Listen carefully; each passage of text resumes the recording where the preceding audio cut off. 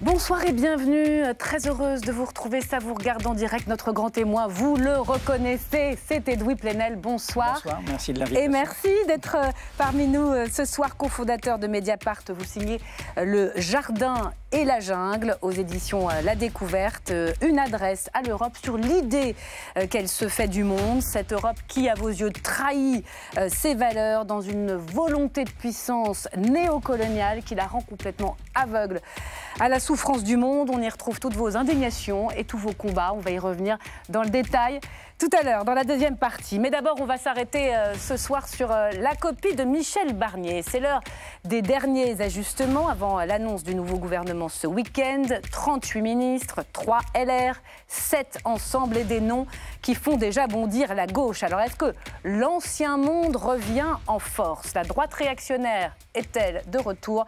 Grand décryptage dans un instant avec mes invités sur ce plateau. Voilà donc pour le sommaire, on y va. Edoui Plenel, ça vous regarde. Top générique.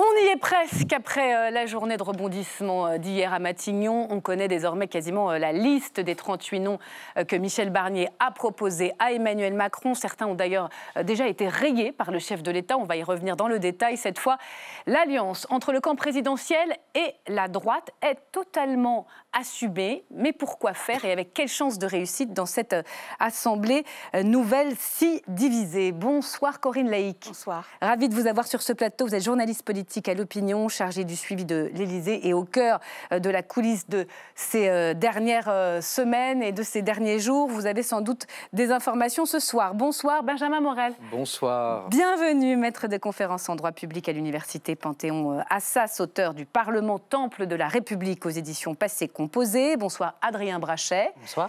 Ravi de vous avoir également, journaliste politique à Marianne. Et bonsoir à Elsa Mondingava. Bonsoir. Qui n'arrête pas, elle aussi, en direct sur LCP à mes côtés, journaliste politique en charge du suivi de cette nouvelle majorité relative, la plus grande des petites, si j'ose dire, macroniste LR à l'Assemblée. Merci à tous les quatre. Vous intervenez quand vous le souhaitez.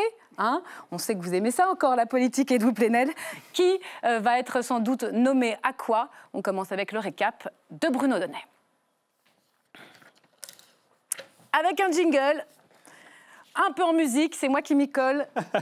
Allez. Silence de cathédrale. Bonsoir mon cher Bruno. Bonsoir Myriam, bonsoir à tous. Dans votre récap ce soir, un avis de fumée blanche et un problème d'interprétation. Oui, ça y est, hein, Myriam, 75 jours à peine après les résultats des élections législatives, abémousse presque un gouvernement. Il a finalement fallu se résoudre à changer l'ancien, car comme Emmanuel Macron en convenait parfaitement dès le mois de juillet dernier, la majorité sortante, elle a perdu cette élection. La majorité sortante a perdu. Deux nouvelles personnalités vont donc rejoindre Michel Barnier. D'après nos informations, Bruno Retailleau pourrait s'installer place Beauvau, Antoine Armand à Bercy, Annie Genevard à l'agriculture et Violette Spilbout à l'éducation. Alors attention, hein, il y aura certes de nouveaux ministres, mais il devrait aussi en rester quelques anciens. Rachida Dati est pressenti pour conserver la culture.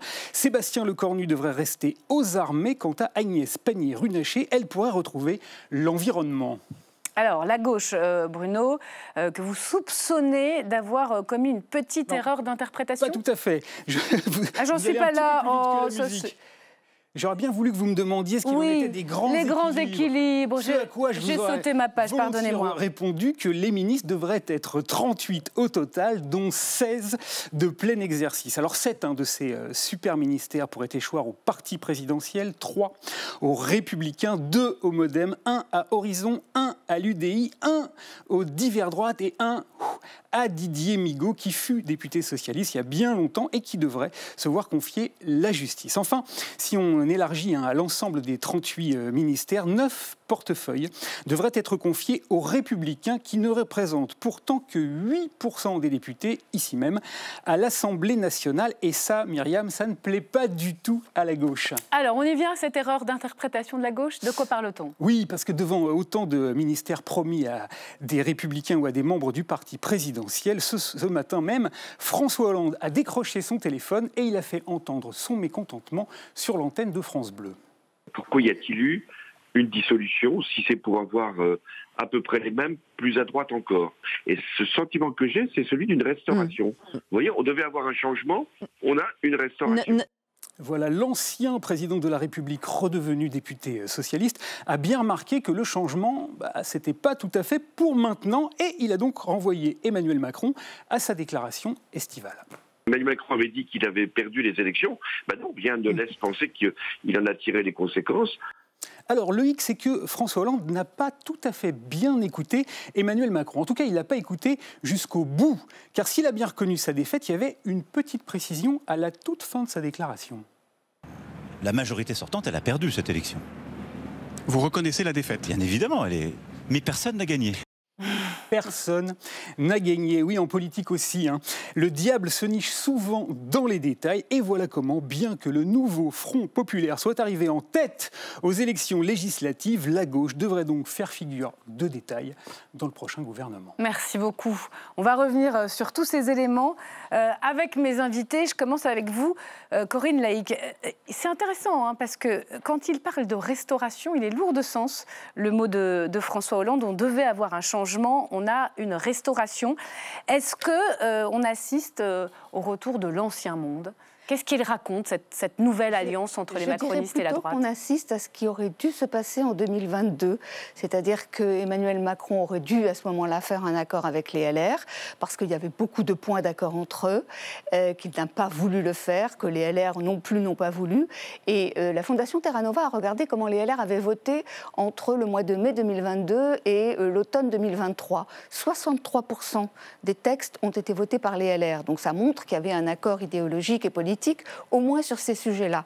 Donc ça veut dire qu'il fait aujourd'hui un accord, il le paye évidemment beaucoup plus cher parce qu'il est beaucoup plus faible et il est hyper minoritaire, alors que s'il avait fait en 2022, il y avait 245 députés de son camp. Si on ajoutait la quelques soixantaine de députés LR de l'époque, il avait la majorité. Donc je dirais que c'est sa démarche qui est réactionnaire, puisqu'il a perdu 2 ans pour faire ce qu'il aurait dû faire dès 2022. Adrien Brachet, ça fait des mois, voire des années qu'un certain Nicolas Sarkozy plaide pour ce scénario. Une alliance très claire, gouvernementale, entre la droite et le bloc central. C'est Barnier qui le réalise.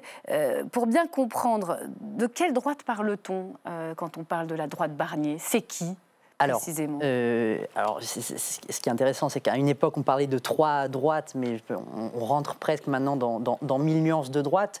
Mais en tout cas, si on voit les ministres qui sont pressentis, alors il faudra voir ce qu'il en est après les derniers arbitrages. C'est vrai qu'il y a un marquage plutôt d'une droite assez conservatrice, qui est la droite de Bruno Retailleau, la droite sénatoriale. Le ministère de l'Intérieur, c'est quand même un poste assez décisif.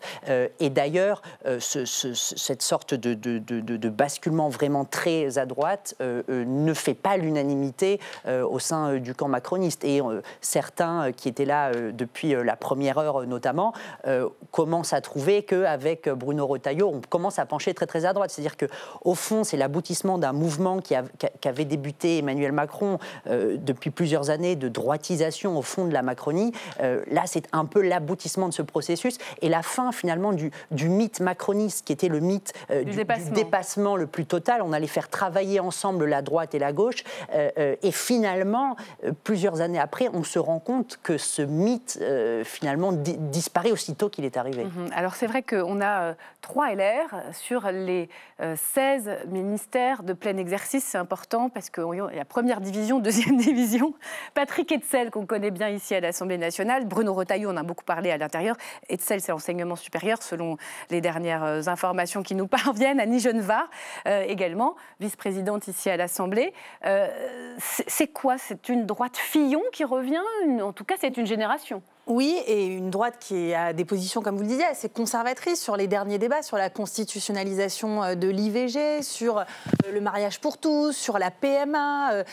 C'est pour ça qu'en fait, l'alliance entre le bloc central et la droite, oui, là, il paraît assumé. Après, il faudra voir si le bloc central l'assume. Certaines nominations, on peut penser aussi à Laurence Garnier, dont finalement la nomination au ministère de la Famille serait vraiment plutôt contrée par l'Élysée et par le bloc central. beaucoup de gens qui ont travaillé avec Emmanuel Macron depuis 7 ans disent en fait, moi, j'ai pas fait tout ça pour me retrouver avec Bruno Retailleau au ministère de l'Intérieur. Donc, il faudra voir pour l'instant. Donc, il va y avoir peut-être des difficultés de cohabitation entre les deux blocs. Etc. C'est sûr que c'est une génération dont les macronistes qui sont 100% macronistes ne se retrouvent pas franchement dans ce genre de profil de droite. Benjamin Morel, Elsa Mondingava vient d'en parler, Laurence Garnier. C'est le président qui nomme sur proposition du Premier ministre, ça c'est la Constitution. Donc si on comprend bien, il a rayé le nom de Laurence Garnier parce que c'est vrai que pour la famille, ça en dit quand même assez long.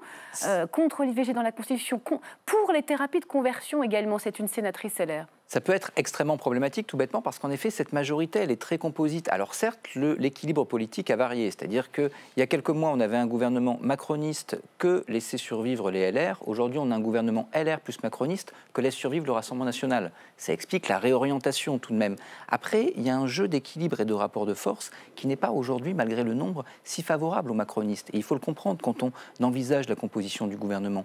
Quelles sont les possibilités stratégiques pour les macronistes ? Le Premier ministre a été nommé par leur président. Déjà, c'est un blocage stratégique. Ensuite, ils n'ont pas fait alliance avec le Nouveau Front populaire. Si jamais ils sortent d'une alliance avec LR, le point de blocage dans la vie politique française, ça devient justement le centre macroniste. Donc aujourd'hui, l'amplitude des alliances pour eux est très très contrainte. Les LR sont euphorisants parce qu'en effet, c'est le cadeau du siècle. Mais du côté de la Macronie, pour l'instant, à court terme, l'impasse stratégique est là. Et donc, ils doivent avaler des couleuvres et disputer quelques éléments. En effet, les éléments les plus problématiques, comme celui qu'on vient d'évoquer. Mais malgré tout, en n'étant pas tout à fait maître du radeau. Alors, la gauche fustige ce soir, on va les entendre et je vous ferai réagir, Edouard Plenel, au fond, ce nouveau casting et parie déjà sur une survie très courte. Écoutez.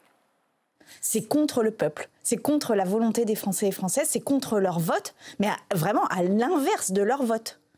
Et en fait, là, ça pose une question fondamentale qui est à quoi ça sert de voter si derrière, c'est ceux qui perdent qui prennent le pouvoir. Je suis en colère de voir que nous avons un gouvernement qui s'annonce recycler tous les perdants des élections et qu'en plus, on perçoit, dans les noms qui sont donnés pour l'instant, une extrême droitisation de la Macronie qui est très inquiétante. Il y a une sorte de forfaiture, en tous les cas de non-respect du sens de ce vote. Et ça abîme la démocratie. D'ailleurs, je ne sais même pas si c'est un nouveau gouvernement, ça ressemble à une sorte de gigantesque remaniement. Edouard Plenel, comment vous réagissez? Les mots sont forts, hein. On a entendu des mots de déni de démocratie, forfaiture, il y a une manifestation à l'appel des syndicats ce week-end. Vous pensez que les Français peuvent comprendre le choix d'Emmanuel Macron, puis les ministres de Michel Barnier? Sans prétention, je pense que beaucoup de Français sont comme moi, ils n'ont plus de mots, au contraire. Nous avons un abus de pouvoir évident. Abus de pouvoir? Bien sûr. En quoi, la démocratie, c'est une culture, c'est un respect de l'opposition, c'est un respect du vote. C'est des vieilles formules de Pierre Mendès France, qui était un grand démocrate et un grand républicain. Bon, le président a dissous. Il a demandé aux Français de voter. Ils n'ont pas fait le résultat qu'il espérait. Il était prêt à aller avec l'extrême droite, même en cas de majorité relative. Qu'est-ce qu'on fait? On se retourne vers le temple de la République, selon le très bon titre de votre livre. Le temple de la République, c'est le Parlement. On dit, essayez de faire un gouvernement. S'il ne passe pas, je demanderai à quelqu'un d'autre. Et là, on a un président qui fait tout, qui confond tous les rôles.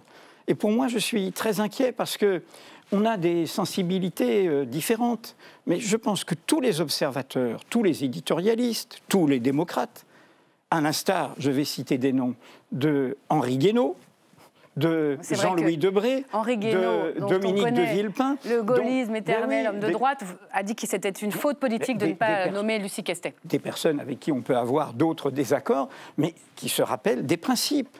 Alors, je me tourne quand même vers le constitutionnel. C'est juste un exemple. Bien sûr, moi, je suis un critique depuis très longtemps de ce présidentialisme français, qui est un absolutisme. Mais encore faut-il que ceux qui en bénéficient aient un peu de culture démocratique eux-mêmes. Quand Charles de Gaulle perd un référendum, il en tire les conséquences. Il était plus démocrate par certains aspects que ses successeurs. Alors, qu'est-ce que vous voulez dire? Pour vous, il faudrait qu'il s'en aille, qu'il n'aille pas au bout de son mandat? J'ai écrit 2 jours avant la dissolution un article que j'ai beaucoup hésité à écrire, qui a été repris un peu dans la presse internationale, Emmanuel Macron, une présidence toxique. Je pense que dans l'exercice de cette présidence par Emmanuel Macron, il y a quelque chose qui s'est déréglé. Il y a quelqu'un qui est dans un hubris d'omnipotence. Il y a quelques hauts fonctionnaires copains qui dirigent l'État à la place des parlementaires, à la place des ministres. Tout ça est très inquiétant. Bon, alors il n'y a pas d'élus macronistes sur ce plateau pour voilà, défendre le président. Mais j'ai cité des hommes de droite. C'est vrai. Je n'ai pas cité... C'est vrai, mais les mots toxiques, etc. Le mot d'abus de pouvoir, un commentaire là-dessus, parce qu'il y a cet article 8 de la Constitution, il y a cette nouvelle donne inédite de la Ve République, et ces fortes expressions qui pourraient aussi alimenter la colère dans la rue. Ce n'est pas un abus de pouvoir, mais Emmanuel Macron nous a montré quand même une faille dans la Constitution. En d'autres termes, personne n'avait pensé que si je ne nomme pas un Premier ministre pendant 2 mois, 3 mois, 4 mois, 5 mois, 5 ans, eh bien, eu égard à l'expédition des affaires courantes et à la théorie, les pouvoirs de ce gouvernement vont croissant et donc je pourrais me passer finalement de nommer un gouvernement avec un gouvernement qui a un brevet d'immunité parce qu'il ne peut pas être renversé. Vous comprenez, il est déjà démissionnaire. Je ne vous refais pas ma théorie du mort-vivant, c'était il y a 2 mois. Et donc, dans cette situation-là, il y a une vraie faille constitutionnelle. Et dans la situation actuelle, on a en effet la probable nécessité de combler cette faille. Il n'y a pas d'usage illibéral aujourd'hui de la Constitution, mais ça le rend potentiellement demain possible avec un tel On va précédent. parler dans un instant des chances de survie de cette nouvelle équipe. Question toute simple, juste pour poursuivre. Si il était amené à être censuré, ce gouvernement, est-ce que le président a tout le loisir, et ça pourrait être compris des Français dans une logique politique, de revenir à Lucie Castet ou à un Bernard Cazeneuve, où ces 2 hypothèses n'étant pas choisies au départ, on irait vers un gouvernement technique? Alors juridiquement, il peut faire ce qu'il veut. Comment agirait un président d'un régime parlementaire classique? Et en droit, nous sommes un régime parlementaire. Un président allemand ou italien n'aurait pas nommé Lucie Castet. Il aurait dit « Madame Castet, je vous reçois, vous avez 15 jours pour me trouver 289 députés. Si vous me les trouvez, eh bien dans ce cas, je vous nomme. Si ça ne marche pas, eh bien 15 jours plus tard, je passe à Bernard Cazeneuve. 15 jours plus tard, je passe à Xavier Bertrand. 15 jours plus tard, je passe à Michel Barnier. » Et il y a une logique qui se fait dans l'opinion entre le moment d'où on part et le moment où l'on arrive. Et donc, vous formez comme ça une coalition, un gouvernement. Ce que fait Emmanuel Macron, et qui est assez dysfonctionnel, pas inconstitutionnel, mais dysfonctionnel pour un régime parlementaire, c'est qu'il fixe les cadres de l'alliance. Il cherche l'homme providentiel, il le nomme et il lui demande de trouver une majorité, ce qui ne fonctionne dans aucun régime parlementaire, ce qui fait qu'on perd beaucoup de temps parce que vous parlez d'une probable motion de censure. Si elle avait lieu là, la motion de censure, on va voir, elle arriverait... Peut-être pas tout de suite. Non, probablement pas, mais elle arriverait en plein examen du budget et là, on serait réellement dans la panade d'un point de vue politique et économique. Eh bien justement, je vous en prie rapidement. Oui, non, un gouvernement, pour quoi faire? On a reproché à la gauche... On va en parler, on a un sujet à vous la montrer question du contenu. De la feuille de route, alors on en connaît quelques... L'extrême droite fixe ses limites, et vous parlez d'expédition des affaires courantes. Les affaires courantes, elles sont lourdes. La Nouvelle-Calédonie, l'Europe, l'agriculture, Gaza, l'international. On y vient dans un instant. C'est quand même dramatique d'être dans cette situation pour un pays comme le nôtre. On parlait d'un risque de censure. J'aimerais qu'on écoute le Rassemblement national, puisque c'est un gouvernement qui a été un peu composé quand même sous la pression du parti de Marine Le Pen, puisqu'elle avait posé ses conditions. Bonsoir Brian Masson, merci d'être avec nous. À distance, député Rassemblement national des Alpes-Maritimes. Est-ce que vous êtes satisfait par cette nouvelle équipe dont on connaît les grandes lignes? Est-ce que vous avez le sentiment, vous qui aviez posé des conditions nominatives, pas Darmanin, pas Xavier Bertrand et pas Éric Dupond-Moretti, d'avoir été respecté? En effet, Marine Le Pen a insisté sur le respect des 11 millions d'électeurs du Rassemblement national. On y tenait parce que malheureusement, ces 2 dernières années n'ont pas été marquées par le respect de la part des macronistes. Alors sur ce point, c'est évident. Par contre, il est vrai, j'ai vu le titre de votre thématique.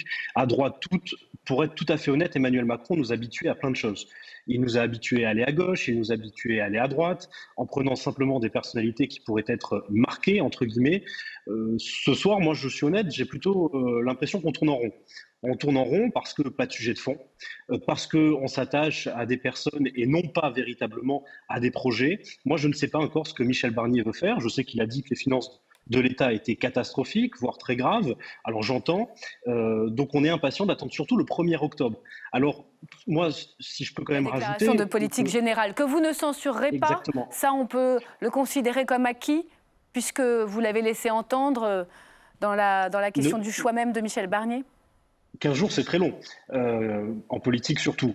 Donc, acquis, non, mais c'est vrai que de principe, on n'a pas prévu de censurer le Premier ministre. On veut entendre ce qu'il a à dire et on veut écouter aussi ses futurs ministres sur le choix qui va être notamment sur le budget. Moi, ce que j'ai envie de dire, c'est que c'est vrai que ça rappelle un peu l'ancien monde. Vous parliez de la droite, mais quelle droite en réalité? La droite qui s'est effondrée depuis 2012, la droite qui n'a eu de cesse de trahir et qui n'a pas su rassembler une majorité de Français. Et cette droite-là, elle a fait 2 millions d'électeurs aux dernières élections législatives. Alors pardonnez-moi, le message qu'on envoie quand même aux Français, c'est finalement vaut mieux arriver dernier pour rentrer au gouvernement. Donc il va falloir aussi que Michel Barnier... c'est toute la grande question des coalitions. Il n'y a que Exactement. 3 LR avec le Premier ministre, cette position charnière. On verra si ça marche ou pas, Corinne Laïc. Alors 3 LR, il faut faire attention, 3 LR dans les 16. AOC, hein, si j'ose dire, parce que vous avez d'autres LR qui sont des transfuges de plus ou moins fraîche date. Rachida Dati. Voilà, Sébastien Lecornu, Rachida Dati, Catherine Vautrin, qui sont des LR. Je ne sais pas s'ils ont toujours leur carte ou pas, mais en tout cas, on peut dire que politiquement, ils viennent des LR. Et donc, ça grossit le contingent LR. Mais il n'y a pas Laurent Wauquiez. Il n'y a pas la stratégie de l'extérieur. Pourquoi? Alors, on lui a proposé, il voulait l'intérieur. Bon, je pense qu'il connaît l'importance d'un ministère de l'Intérieur quand on veut conquérir le pouvoir, et c'est son objectif. On lui a proposé Bercy, et il a dit non. Il a beaucoup hésité, je pense, entre être dans le gouvernement ou ne pas y être. Ça, pour les Français, qu'est-ce qui sert incompréhensible. Bercy, on est dans l'état actuel du budget, dire non. Comment peut-il apparaître comme sincèrement au service des Français de l'intérêt général après ça? Je pense qu'il montre clairement qu'il est plutôt au service de ses intérêts personnels. Hein. Je pense que c'est ce qui apparaît dans son attitude. Cela dit, Bercy, pour le moment, n'a pas de titulaire. Hein, parce que l'architecture qui est prévue, c'est que Antoine Armand, qui est un député Renaissance, il a l'économie et l'industrie, c'est-à-dire le portefeuille qu'avait Emmanuel Macron entre 2014 et 2016. Et donc, pas les finances. Les finances, c'est important parce que c'est le ministre des Finances qui va représenter la France dans les conseils européens et à Bruxelles. Il est prévu normalement, mais je parle évidemment sous réserve, qu'il y aura un ministre délégué ou un secrétaire d'État au compte public qui pourrait être Matthieu Lefebvre, qui est un proche de Gérald Darmanin, mais qui serait rattaché au Premier ministre. Donc le problème de qui va être ministre des Finances reste entier. Oui, donc on n'est pas du tout, à la dernière ligne droite, à la dernière minute. Parce que si j'ose dire, c'est peut-être le ministère le plus délicat, c'est le ministère le plus important de la séquence. Pour en revenir à Laurent Wauquiez, effectivement, c'était l'intérieur ou rien, donc il a préféré rien. Oui. Espérant peut-être rejouer le scénario de Nicolas Sarkozy en son temps. Le MoDem qui fait la grimace, on passe vite, mais quand même pour nos téléspectateurs, toute la journée, ça passe finalement, mais pourquoi c'était compliqué? Oui, disons que je pense qu'il y avait surtout une question de spectacle et d'affichage politique, c'est-à-dire que le MoDem, mais y compris depuis 2022, en fait, essaye d'incarner un peu une forme d'aile gauche du camp présidentiel, notamment Jean-Paul Mattei avait déposé lors du vote du budget des amendements sur notamment la taxation des superdividendes à cause de la guerre en Ukraine. Donc il y a une forme de spectacle et d'incarnation de la part du MoDem. Jean-Noël Barrot au Quai d'Orsay, c'est pas rien. On voit qu'ils sont rentrés dans le rang. Là, ils ont quand même Jean-Noël Barrot au Quai d'Orsay. Donc je pense que ça fait partie aussi du spectacle politique et aussi du moment où chacun a besoin de rappeler qu'il a son appétit, qu'il a sa place dans le gouvernement. Ce qui ne veut pas dire, en revanche, si là ils ont dit finalement on rentrera, ce qui ne veut pas dire que lorsqu'il le faudra, le MoDem, comme d'autres composantes du camp présidentiel d'ailleurs, n'iront pas embêter Michel Barnier quand il le faudra sur leur point identitaire très fort, c'est-à-dire sur le MoDem et la question de la fiscalité. Le MoDem est l'aile gauche de la majorité maintenant. Oui, voilà. Et la gauche, c'est le MoDem incarné. Et ça va se voir dans l'hémicycle, puisque le MoDem change de place dans l'hémicycle volontairement et va se retrouver donc entre les socialistes et le groupe Ensemble pour la République. Il y a effectivement 2 beaux ministères, le Quai d'Orsay et la Santé. Il y a en revanche aussi une interrogation interne sur le choix des personnes. Jean-Noël Barrot, il était dans l'ancien gouvernement. Geneviève Darrieussecq, elle a déjà été ministre. Et il y a aussi des petites tensions en interne de se dire on a prôné le renouvellement. C'est un peu dommage que nous, on positionne 2 personnes qui ont déjà été au gouvernement. Je pense que ça a aussi joué dans la crise, la petite crise qui s'est jouée au MoDem dans la journée. Avant de vous laisser repartir, Brian Masson, une dernière petite question. On sait que clairement votre parti a décidé de mettre sous surveillance, c'est l'expression de Marine Le Pen, ce nouveau gouvernement. Aujourd'hui, ça veut dire quoi concrètement à l'aune de cette nouvelle équipe? Sous surveillance, concrètement? Vous allez faire monter les enchères, les rendre un petit peu fous, jouer avec leurs nerfs? Écoutez, on ne pourra pas faire sans nous. C'est ça la vérité. C'est ça que l'on veut dire aussi à ceux qui nous ont fait confiance au mois de juin dernier, c'est que désormais le gouvernement ne pourra pas faire sans nous. Notre voix va compter et on espère en effet que Michel Barnier va écouter en tout cas les électeurs du Rassemblement national qui ont été plus de 11 millions, je tiens encore à le rappeler, mais c'est important, des fois on a tendance à l'oublier. Et donc nous, notre programme des législatives, il reposait sur 3 points, l'immigration, l'insécurité et le pouvoir d'achat. Donc on a hâte de pouvoir peser dans la balance et de pouvoir faire évoluer la chose pour les 10 prochains mois qui nous restent, peut-être, avant une éventuelle dissolution. Dans le communiqué de Matignon, on verra s'il se traduit par une nouvelle loi immigration de Bruno Retailleau dans les prochaines semaines. Et j'imagine que ça sera très compliqué à l'Assemblée de trouver une majorité. Avant de parler de la feuille de route, merci à vous, Monsieur Masson. Un mot quand même sur le grand échec de cette équipe. Pas d'ouverture ou une ouverture à gauche, Benjamin Morel, avec Didier Migaud à la justice.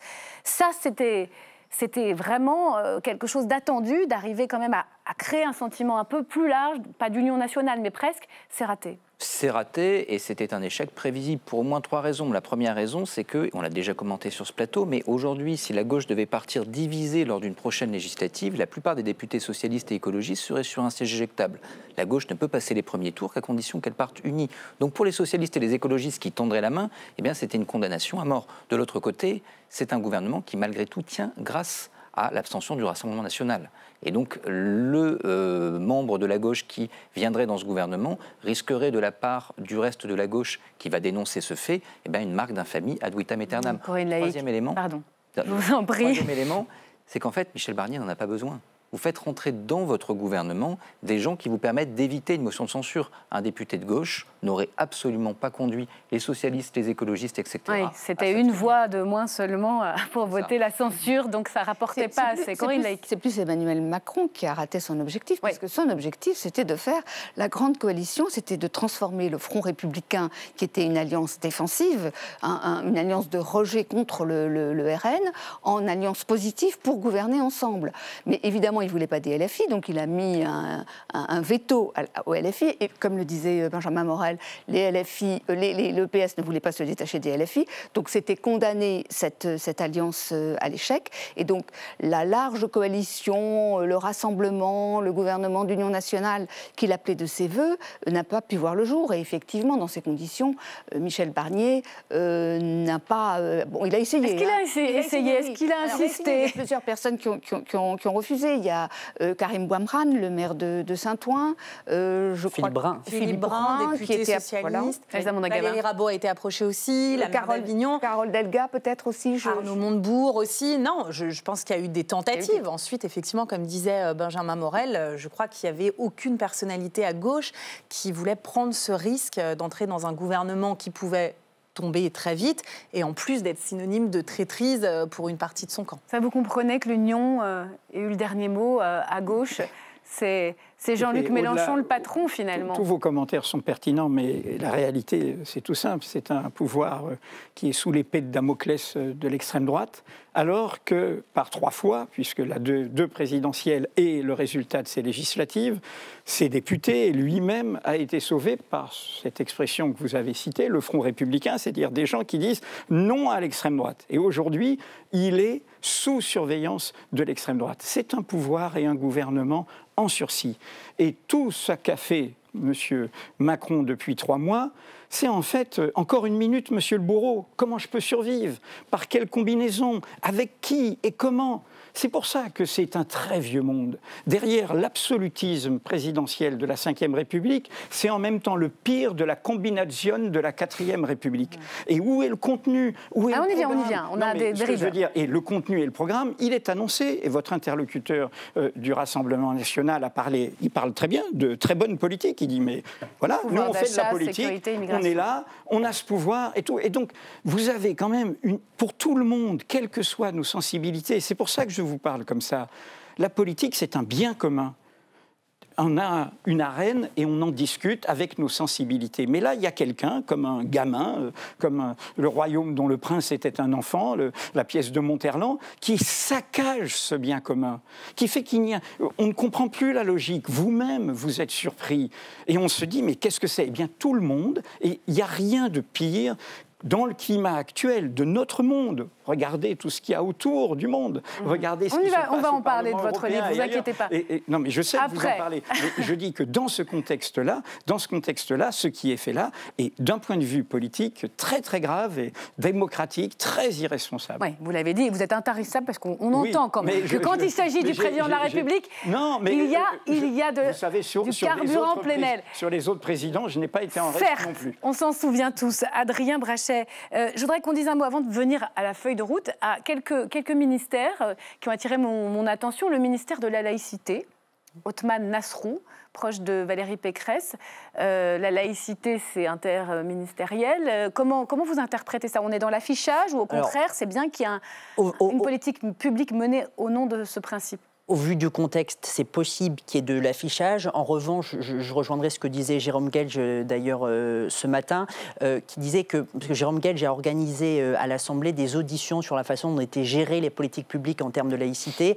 Et c'est vrai qu'il y a en termes de laïcité une grande difficulté à coordonner les politiques d'un ministère à l'autre. Il y a un comité interministériel qui a été créé, mais qui en fait ne se rassemble plus ou moins jamais. Oui, c'est tous les services publics. Sur le fond, l'idée en termes de structure publique et d'action publique, avoir une structure qui permette d'apporter de la coordination, pourquoi pas? La question ensuite, c'est le casting, et c'est, en effet, si c'est se limiter à de l'affichage politique, là, à ce moment-là, ce n'est pas une bonne idée. Benjamin Morel, surpris par l'intitulé de ce ministère? Non, c'est un signal politique essentiellement. On va avoir un gouvernement qui ne va pas beaucoup légiférer. Enfin, on va avoir de budget, ils vont être compliqués à faire passer, un PLFSS et le PLF. Mais au-delà de ça, imaginez la loi immigration à moitié censurée par le Conseil constitutionnel et qui est commune entre le MoDem et le RN. Difficile à envisager. Et en effet, des ministères qui peuvent fluidifier les relations entre l'administration et être des ministères de la parole sur des sujets signifiants, c'est de bonne politique quand vous n'avez pas beaucoup de lois. Alors, Elsa Mondagava, justement, sur la question du casting, une petite information, puisque Matignon fait savoir que l'architecture et la composition du gouvernement finalisé ont été transmises à l'Élysée et que le président de la République et le Premier ministre vont avoir un échange téléphonique dans la soirée. Donc, en tout cas, apparemment, ça y est, les arbitrages sont bien rendus. On devrait avoir un gouvernement d'ici demain, très probablement. Alors, la grande question, et vous trépignez d'y répondre, c'est pourquoi faire? Quid de la feuille de route de Michel Barnier? Les dossiers chauds qui attendent le Premier ministre, on voit cela avec Thibaut Hénoch.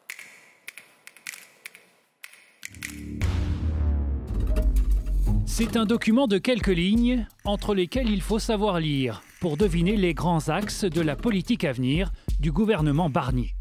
Le communiqué, envoyé hier soir par Matignon, à l'issue de la réunion avec les chefs de parti qui prendront part à la coalition, fixe une série de priorités. Première d'entre elles, le pouvoir d'achat et les services publics, en particulier l'école et la santé. Une promesse qui peut parler à la gauche, mais aussi aux électeurs du Rassemblement national. Deuxième axe, la maîtrise de l'immigration, un marqueur cette fois nettement orienté à droite, mais sur lequel Michel Barnier aurait promis de trouver un équilibre entre rigueur et humanité. Vient ensuite la compétitivité économique, avec un soutien notamment aux agriculteurs, de quoi laisser présager une reprise de la loi agricole laissée en jachère par la dissolution. Dernier volet, certainement décisif, la maîtrise des finances publiques. Alors que Michel Barnier alertait ce mercredi sur une situation très grave, la réduction du déficit sera un impératif. Sur la question des hausses d'impôts, un compromis semble avoir été trouvé. Elles ne devraient pas toucher les classes moyennes. Seules des hausses ciblées et temporaires sur les plus hauts revenus seraient envisagées. Une feuille de route pour l'heure très concise, qui laisse beaucoup de points d'interrogation. Sur les questions sociétales par exemple, la loi sur la fin de vie dont le parcours a été interrompu retrouvera-t-elle le chemin du Parlement? Rien n'est moins sûr. Sur les institutions, la proportionnelle verra-t-elle le jour? Pour l'heure, Michel Barnier a déclaré ne pas se l'interdire. Première réponse à toutes ces questions, le 1er octobre prochain, avec le discours de politique générale du nouveau Premier ministre. Corinne Laïc, ce qui marque, c'est que c'est très flou. Oui, c'est très flou, mais c'est le moins qu'on puisse dire. Ça va devoir être très précis, parce qu'il va y avoir le budget. Le budget, ce n'est pas seulement un acte technique, c'est un acte dans lequel beaucoup des têtes de chapitre qui ont été énoncées par Michel Barnier vont devoir se retrouver. Le pouvoir d'achat, si on veut l'augmenter, ça peut nécessiter des mesures qui figurent dans le budget. Les services publics, l'école, la santé, ce sont deux énormes budgets dans le projet de loi de finances. Donc au fond, la feuille de route, elle est dans ce budget. C'est-à-dire que s'il réussit l'épreuve du feu budgétaire, il est bien évident qu'il ne va pas résoudre avec un budget le problème de l'école et de la santé. Non, bien sûr. Donc il y a quelque chose d'un peu fallacieux de faire une liste de courses aussi appétissante, si j'ose dire, tout en sachant qu'il va avoir un budget à faire, qu'on n'est même pas sûr qu'il y parvienne et qu'il risque d'être censuré après. Et qu'il va être extrêmement contraint par la tête de chapitre maîtrise des finances publiques qui va s'imposer à lui. Là encore, il y a une note de la direction du Trésor ou du budget qui vient de sortir, qui montre que le déficit attendu pour 2024 est à 6% et non plus à 5,6%, déjà en hausse par rapport à ce qui était prévu. Pour revenir aux 3%, Pierre Moscovici par ailleurs, disait ce matin 100 milliards sur les impôts, quand il dit sur les impôts qu'il n'y aura aucun impôt qui va toucher les classes moyennes, etc., le diable niche dans les détails. Et par exemple, à l'Opinion, on a sorti une information il y a quelques jours montrant que Michel Barnier envisageait très sérieusement de réviser les barèmes de baisse des cotisations patronales. Et sur les entreprises. Voilà. Et l'impôt sur les sociétés aussi. Avec l'objectif de rapporter 4 milliards d'euros de budget. Je me permets de vous couper parce que c'est votre excellent confrère Marc Vigneault qui nous le révélait le jour de la publication de son papier dans l'Opinion. Adrien Brachet. Sarah Spitz, s'ils étaient deux sur le fait. Merci de le mentionner. Adrien Brachet, l'épreuve du feu, c'est le budget. Très clairement, pour qu'il passe, il faut que le RN s'abstienne. Ils ne vont pas décider ça tout de suite. Donc, en fait, pour bien comprendre, il va y avoir une sorte de course contre la montre parce que c'est un temps contraint, le budget. Il faut qu'il soit voté dans les 70 jours par les deux chambres. Donc, si à 49.3, il peut être renversé ou pas, ça va encore être au RN de décider. C'est certain qu'on est dans une position où le RN se retrouve en tant qu'arbitre. Et en effet, je pense qu'on l'a dit jusque-là, il y a quelque chose d'une forme d'anomalie, en effet, étant donné qu'il y a eu un front républicain qui s'était exprimé et c'est le Rassemblement national qui se retrouve en tant qu'arbitre, et y compris sur cette question du budget. Et d'ailleurs, ça va être extrêmement intéressant de voir la façon dont il se comporte sur le budget, puisque ces derniers mois, toute la stratégie du Rassemblement national a été d'essayer de se crédibiliser sur cette question budgétaire, financière. On se souvient, pendant la campagne des européennes, et Jordan Bardella qui était allé voir à plusieurs auditions avec des représentants de patrons, etc. Donc, la façon dont ils vont manœuvrer cette question du budget sera aussi très révélateur sur leur stratégie. Il y a des urgences aussi, Benjamin Morel. La Nouvelle-Calédonie, on a vu encore que 2 Kanaks ont trouvé la mort lors d'une opération policière. Il y a l'agriculture, il y a aussi les Outre-mer. Tout ça, ça se règle sans passer par la loi ? Alors, la Nouvelle-Calédonie, ça se règle sans passer par la loi, ça se règle par une réforme de la Constitution. Parce qu'aujourd'hui, vous avez un mode de suffrage qui est gelé dans la Constitution, dans le cadre des accords de Nouméa, mais vous avez 2 juges, la Cour européenne des droits de l'homme et le Conseil constitutionnel, qui ont laissé entendre qu'il y aurait une annulation des élections si jamais on n'ouvrait pas le suffrage. Et donc, ce faisant, c'était tout le blocage de l'année dernière, parce que vous avez les indépendantistes qui ne veulent pas de cette ouverture du suffrage, et vous avez des juges qui l'imposent. Donc, comment arriver à sortir de cette situation-là ? Il y aurait dû avoir des négociations extrêmement serrées, extrêmement prolixes durant l'été. Elles n'ont pas eu lieu. Voilà, in fine, il faut qu'on ait des élections en Nouvelle-Calédonie. Ça aussi, c'est un impératif juridique avant la fin du printemps. Donc aujourd'hui, on est assis sur une poudrière qui d'ailleurs explose de temps en temps.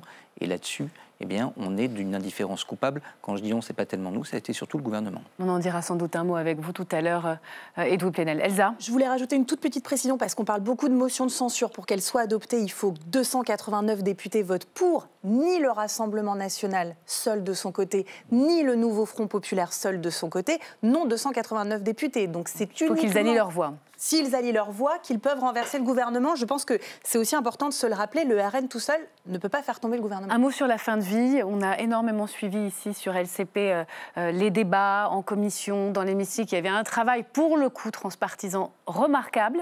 Poubelle ? ou pas? Non, puisque apparemment Gabriel Attal, en réunion de groupe, a dit que Michel Barnier avait dit OK pour reprendre le texte. Alors on sait que le texte avait été énormément modifié en commission. Olivier Falorni, qui est très en pointe sur le sujet, avait redéposé une proposition de loi où en fait on en revenait là où on s'était arrêté. Il y avait eu des divisions assez marquées dans chacun des groupes, mais en tout cas, apparemment, le Premier ministre est assez d'accord pour remettre sur la table. C'est vrai que ce serait un texte assez transpartisan, peut-être un bon test pour savoir si cette Assemblée peut fonctionner. Enfin, pour terminer sur la méthode, c'est vrai que le casting a été fait avant de savoir ce qu'il voulait faire, c'est original. On nous dit, plutôt du côté du camp présidentiel, macroniste, que cette déclaration de politique générale pourrait être coécrite, co-construite avec les Renaissances, les Ensembles, ou ça c'est... Je crois que c'est ce qui a été laissé entendre par certains représentants de Renaissance.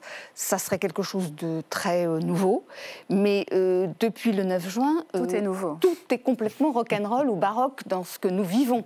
À commencer par la durée des ministres démissionnaires, le fait que vous ayez des présidents de commission, des membres de commission qui sont en même temps ministres, enfin bon bref, on est complètement... on marche sur la tête, et ça fait mal. Ça fait mal. Pour terminer, d'un mot... Vous ne la reprenez pas, mais elle parle aussi sévèrement que moi. C'est vrai. Je ne reprends pas vos argumentaires. Alors, juste pour terminer, Adrien Brachet, il nous reste une poignée de secondes. Vous lui donnez quelle chance de survie? Ça peut tenir cet attelage ou pas? Disons que tout le monde a intérêt à ce que ça dure un tout petit peu pour que personne ne paraisse comme l'irresponsable qui favorise le désordre, parce que dans les électorats de droite et du centre, c'est pas toujours très bien vu. Mais ça va très vite se compliquer. Pourquoi? Et ça rejoint un peu tout ce qu'on se dit depuis le début de cette émission, parce qu'au fond, on n'a pas encore vraiment changé de culture politique. On est encore dans une culture très présidentielle. Et donc, chacun, on le voit, Gabriel Attal, Édouard Philippe, Laurent Wauquiez, commence déjà à se projeter vers 2027. Et donc, en se projetant vers 2027, tout le monde va vouloir envoyer des pots de banane à Michel Barnier. C'est aussi ça le problème. C'est rock'n'roll, on a bien compris. Juste rebondir sur ce que vous venez de dire. Je pense que toutes les personnes que vous citez, vous pourriez ajouter Marine Le Pen et Jean-Luc Mélenchon, ne pensent pas que ça tiendra jusqu'en 2027. Bien sûr. C'est pour ça que Wauquiez ne va pas au gouvernement. Tout à fait. Ils sont en embuscade. Bien sûr. Voilà, les appétits présidentiels qui, évidemment, ont énormément pesé sur ces gouvernements. Merci beaucoup. On s'arrête là. Merci pour ce tour d'horizon très complet. Et on y va. Edoui Plenel, maintenant. Le Jardin et la Jungle, aux éditions de la Découverte. C'est une adresse, je disais, à l'Europe, qu'on pourrait presque lire à haute voix. L'Europe, selon vous, qui n'a pas renoncé à son désir de puissance, de domination, et qui fait la leçon au reste du monde dans une forme de colonialisme ou de néocolonialisme. Ça mérite une explication juste après l'invitation de Katia Gilder. Si on vous invite, Edoui Plenel, c'est parce que vous êtes un homme en colère, sidéré par le silence, l'indifférence du monde face à la guerre menée par Israël en Palestine. Vous dénoncez les 2 poids 2 mesures d'une Europe unanime à condamner l'invasion de Poutine en Ukraine, mais impuissante à arrêter la main de Benyamin Netanyahou à Gaza. Le président russe Vladimir Poutine et le premier ministre israélien Benyamin Netanyahou ont le même but de guerre, l'avènement d'un monde sans autre loi que la force. Vous fustigez ce refus du droit international chez ces dirigeants qui gouvernent par la loi du plus fort. Personne ne nous arrêtera, ni la haie, ni l'axe du mal, ni personne d'autre. Peu importe à quel point ils veulent nous intimider, peu importe qui ou à quel point ils veulent supprimer notre volonté, personne dans l'histoire, comme je l'ai déjà dit, n'a jamais réussi à faire quoi que ce soit de ce genre. Cela n'a pas fonctionné aujourd'hui et ne fonctionnera jamais. De livre en livre, Edoui Plenel, votre travail de journaliste vous conduit à alerter le monde, à réveiller les consciences, vous, l'essayiste, le cofondateur de Mediapart. Votre dernier ouvrage décrit notre vieux continent comme un jardin civilisé et bien entretenu, une terre de liberté politique et de prospérité économique, mais un jardin qui a peur d'être envahi par la jungle qui l'entoure. Ce monde étranger, celui des migrants, des exilés, des colonisés d'hier et d'aujourd'hui. En attendant de parvenir à une protection renforcée des frontières extérieures de l'Union, grâce au nouveau régime d'asile européen commun, nous devons renforcer les contrôles des frontières nationales. Devant ces murs qui se dressent, ces frontières qui se referment, vous appelez l'Europe à se souvenir de son histoire et de ses valeurs, elle qui a connu tant de guerres jusqu'à la barbarie du génocide. Vous réclamez la paix et rêvez d'un monde où l'égalité des peuples et des droits serait naturelle et universelle.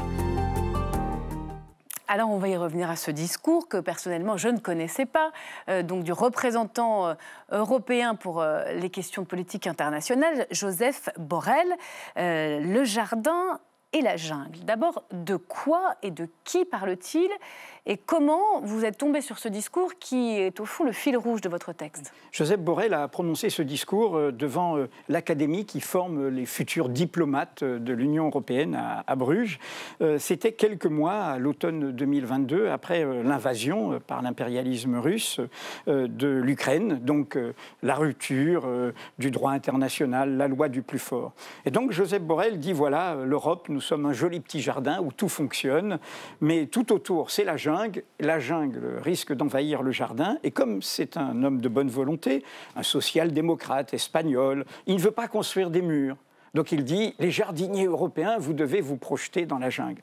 Le problème, c'est qu'un an après, son discours va être fracassé par ce que nous allons commémorer le 7 octobre, c'est-à-dire les massacres terribles commis par le Hamas en Israël, les massacres terroristes et avec un crime de guerre, un crime contre l'humanité, contre des civils, et évidemment la riposte existentielle menée par l'État d'Israël aujourd'hui et ses dirigeants de droite et d'extrême droite, qui est aussi crime de guerre, crime contre l'humanité, voire selon certains juristes, crime de génocide. C'est d'ailleurs ce livre à l'ombre de ces deux guerres que vous nous interrogez, nous, Européens, au sens très large d'ailleurs, projetés dans l'Occident. Vous dites bien d'ailleurs qu'il y a une différence entre la géographie et l'idéologie, d'une certaine façon. L'Europe a projeté l'idée de l'égalité des droits, pour le meilleur et pour le pire. Mais nous avons projeté cette idée-là. Parce que nous les avons aussi défendus, inventés, écrits dans des constitutions. Et parfois violés, et du coup permis à des peuples de les brandir contre nous. Ça a produit une catastrophe qui est la catastrophe européenne. C'est nous qui l'avons commise. C'est-à-dire que nous avons vu que la Shoah, la Deuxième Guerre mondiale, l'extermination des Juifs d'Europe, du coup sursaut, Déclaration universelle des droits de l'homme, 1948, la même année où nous reconnaissons l'État d'Israël. Et alors, pourquoi je fais cette idée de cet écho? C'est que, au fond, j'interpelle le double standard. Comment les peuples du monde peuvent-ils nous croire si ce que nous brandissons à juste titre contre la Russie impérialiste qui envahit l'Ukraine et que nous armons l'Ukraine, eh bien, nous ne le faisons pas face à la folie qui menace l'existence même de l'État d'Israël, de ce que font les dirigeants israéliens actuels. Donc ce double standard, et qui est un double standard général, je le décline dans d'autres situations. Mais est-ce que vous n'êtes pas un peu dans l'excès en disant que l'Europe, l'Occident, a littéralement abandonné la population de Gaza à son sort? Parce qu'il y a quand même un droit international, certes qui n'arrête pas la guerre, mais regardez le procureur Karim Khan de la Cour pénale internationale, qui arrive à un mandat d'arrêt contre Benyamin Netanyahou et contre le Hamas. Qui ne lui est pas donné encore, il l'a demandé. La CPI doit le décider. Mais bien sûr, d'abord, avant la CPI, il y a la Cour internationale de justice, qui a été créée la même année, les mêmes années après la Deuxième Guerre mondiale. Personne ne la connaissait. Nous la découvrons aujourd'hui. Et nous voyons ce qui se passe. Mais ce n'est pas nous qui avons été brandir le droit international à la Cour internationale de justice. C'est l'Afrique du Sud. En 1948, nous ne finissons pas le travail. Nous laissons un autre pays, issu de notre histoire, la colonisation, l'Afrique du Sud, créer l'apartheid. Le pays qui est issu du combat contre l'apartheid, contre la division, la séparation, la haine de l'autre, qui prépare les crimes contre l'humanité, eh bien c'est lui qui est venu devant la Cour de La Haye dire « Eh oh !» C'est le coupable qui répare en étant capable de voir l'autre. Et nous, on est aveugles. C'est ça que vous dites? Mais ce n'est pas nous qui avons fait le zèle devant la Cour internationale de justice. Mais vous savez quand même qu'on a aussi des juristes, des avocats, des familles d'otages qui sont défendus à la CPI, d'autres du côté aussi des Gazaouis, de la population civile. Il y a quand même en France une volonté de peser, même si nous n'avons pas forcément le poids politique. Par exemple, pourquoi nous ne faisons pas ce qu'a fait l'Espagne et d'autres pays, la reconnaissance de l'État de Palestine? Qu'est-ce que c'est que le droit international? C'est l'égalité des droits à l'échelle du monde. Donc les Palestiniens ont les droits de vivre dans un État eux-mêmes et de pas... Parce que cette guerre que mène M. Netanyahou, c'est une guerre de destruction de la Palestine. C'est un aveuglement. Et beaucoup d'Israéliens le disent. Le journal Haaretz le dit très bien. Le journal indépendant de 972 en Israël, qui est formidable, qui fait des scoops, le disent très bien. Donc il y a des voix qui s'élèvent en Israël contre ça. Et donc, face à cela, nous, on doit dire à Israël, c'est pas possible. Donc on reconnaît l'État de Palestine, comme l'a fait l'Espagne. Et l'Espagne, ils ne sont pas des bolcheviks, le couteau entre les dents. Ils sont pas... Voilà, c'est l'Espagne du gouvernement actuel. Et puis, d'autre part... Donc, il y a des moyens. Des moyens de peser que nous n'avons pas. Nous avons pris des sanctions contre le régime d'apartheid. On ne peut pas continuer, et ça interpelle les États-Unis d'Amérique, à livrer des armes qui détruisent des civils. On ne peut pas tolérer un terrorisme d'État. On condamne le terrorisme de mouvements qui se disent d'émancipation et qui néanmoins commettent des crimes quand ils tuent des civils. Mais est-ce que vous mettez exactement sur le même niveau un Vladimir Poutine qui agresse, qui envahit, un Benyamin Netanyahou qui riposte par une guerre à un massacre sur sa terre? Pourquoi je vous dis bien sûr? Parce qu'ils ont la même idéologie. M. Netanyahou a violenté, y compris une promesse de citoyenneté au cœur de l'État d'Israël. Il a la même logique identitaire. Il a l'idée, et je cite d'ailleurs l'idéologue qui s'appelle Yoram Hazony, qui a fait un livre qui s'appelle « Les vertus du nationalisme » et qui est une bible de M. Orban, de M. Trump et évidemment aussi des poutiniens. C'est l'idée au fond, il n'y a plus qu'une loi, mon peuple, ma nation, mon identité. Et il n'y a pas de toi au-dessus de moi. C'est une démocratie, Israël, et toutes les décisions sont votées à la Knesset, au Parlement, ce qui fait quand même une différence majeure. Vous me l'accorderez avec la Russie. Oui, d'accord, mais néanmoins, il y a des manifestations de milliers d'Israéliens tous les samedis soirs et tous les vendredis soirs qui protestent contre ça. Qu'est-ce que je voulais vous dire ? C'est la question du droit international qui est en jeu.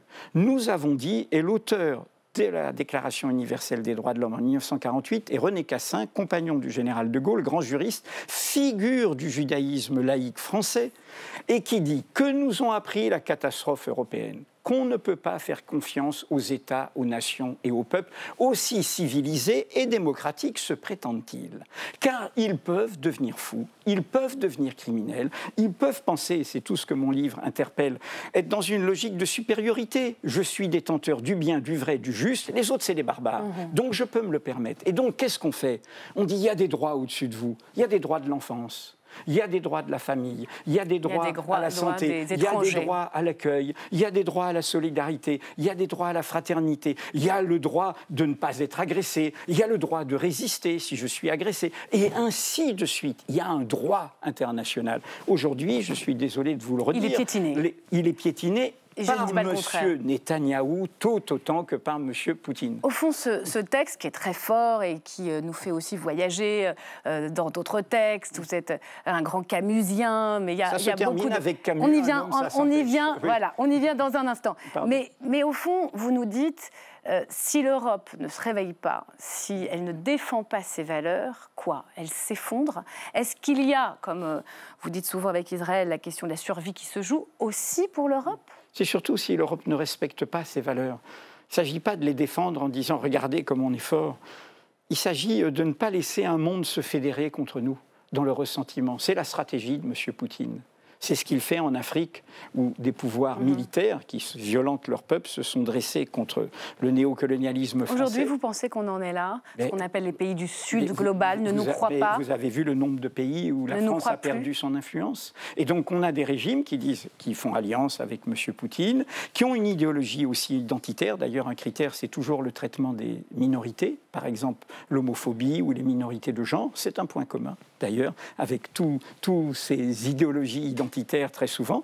Et donc, la question, c'est de ne pas fédérer le ressentiment du monde. Et puis surtout, plus nous serons dans cette logique, nous sommes un jardin formidable, plus nous serons aveugles au fait que nous produisons nos propres jungles. Qu'est-ce que c'est que l'extrême droite en Europe? J'y venais parce que c'est notre jungle. Voilà, vous dites très clairement qu'on construit des murs, qu'on a perdu toutes nos valeurs. Il y a encore quand même, heureusement, un droit d'asile en France. Il est malmené. Vous avez le sentiment vraiment que la France renoue avec les pires erreurs de son passé. Le mot identité, par exemple, c'est absolument un gros mot pour vous? Il n'y a que d'identité de relation, comme le disait Édouard Glissant, je le cite en introduction. Vous, moi, nous tous, nous sommes faits de diverses histoires du monde. L'identité à racine unique, l'identité éternelle, l'identité fixe, ça n'existe pas. C'est même contraire au vivant. Je termine, c'est un traité de botanique politique, mon livre. Je termine en citant des savants du Muséum d'histoire naturelle. Le vivant bouge, le vivant et le se mélange transforme. libère, tout comme le métissage. Mais nous sommes faits de déplacements. L'émancipation, c'est un déplacement. Nous ne sommes pas assignés à résidence. C'est quoi l'égalité? C'est que nous ne sommes pas prisonniers de notre condition, de notre origine, de notre croyance, de notre apparence, de notre sexe, de notre genre. C'est ça la promesse. Allez, on va terminer avec Emmanuel Macron. Encore lui, on vous en avait déjà parlé, mais vous êtes assez cinglant, il faut le dire, dans ce portrait au vitriol que vous dressez dans ce texte où vous parlez d'un pouvoir sans limite, où l'élection d'un seul confisque la volonté de tous, et on y vient, Camus. À la fin du livre, un homme, ça s'empêche. Alors forcément, on est à l'Assemblée nationale, il y a une procédure de destitution qui va être soumise aux députés. C'est ça qu'il faut faire, l'empêcher, le démettre? Non, je pense que je ne rentre pas dans ces débats. Je préfère dire tout simplement que, vous voyez, ce que je dis, ça va des guerres actuelles à MeToo. Ça va au-delà de l'actualité, je l'accorde bien volontiers. Ou ça va à l'extractivisme et au débat écologique. Monsieur Macron, dans sa politique, mais de manière beaucoup plus folle, Monsieur Trump, Monsieur Elon Musk, Gazprom en Russie et bien d'autres, témoignent de ce que j'appelle, à la fin de ce livre, l'illimitisme. Il n'y a pas de limite. Et ça, notre espèce, elle met en danger elle-même et le tout vivant du monde. Et sincèrement, la révolution MeToo, et pour le genre que je représente, tout ce que je représente ici et que nous voyons, et qui, sincèrement, moi, me sidère, ce que MeToo dit des hommes et fait des hommes, est une révolution sans précédent. Merci beaucoup. On reviendra, j'en suis sûre, sur ce thème. Il y a un débat dans l'actualité entre différents intellectuels. Faites un débat avec Madame Fourest. Avec Madame Fourest? Je veux bien lui alors répondre. écoutez, très bien. Voilà. On vous prend au mot, ça m'intéresserait particulièrement. Le jardin et la jungle, c'est à lire aux éditions La Découverte. Voilà, on retrouve le Plenel dans tous ses combats. Mais il y a aussi des raisons d'espérer, il faut le dire. Avant de se quitter, je vais vous montrer quelques images parce que vous le savez, demain, ce sont les 41e journées du patrimoine. Les équipes d'LCP vont vous faire visiter, regarder l'Assemblée comme si vous y étiez. On va vous emmener notamment regarder dans les fabuleuses fresques de la Croix, dans la bibliothèque, qui sont restaurées, en restauration depuis quelques mois. Ce sont des images inédites de ces peintures qui ont retrouvé leur couleur. On vous fera découvrir tout ça. C'est à 11h30 en direct avec toutes les équipes d'LCP. C'est le week-end, profitez bien. Merci Edoui Plenel. Merci à vous. À la semaine prochaine.